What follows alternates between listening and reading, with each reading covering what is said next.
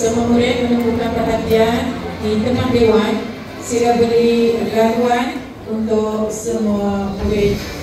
Diketuai oleh Ketua Murid Sekolah Kebangsaan Padang Pak Aman sesi 2025, diikuti oleh pemakai warna calon gemilang,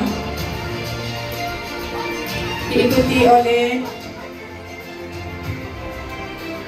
murid berpakaian jalur gemilang dengan membawa bendera Malaysia tercinta.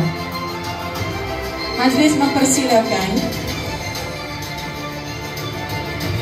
Tuan Haji Samsudin bin Haji Musa diiringi oleh para pentadbir Sekolah Kebangsaan Padang Pak Aman tampil ke hadapan Dewan.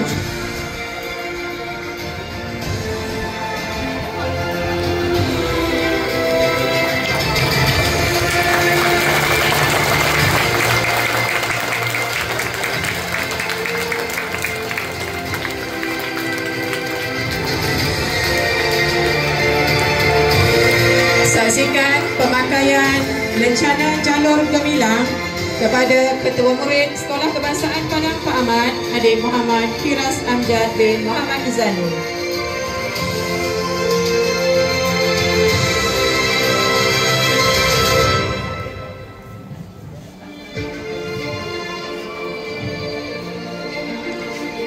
Semua murid, jalur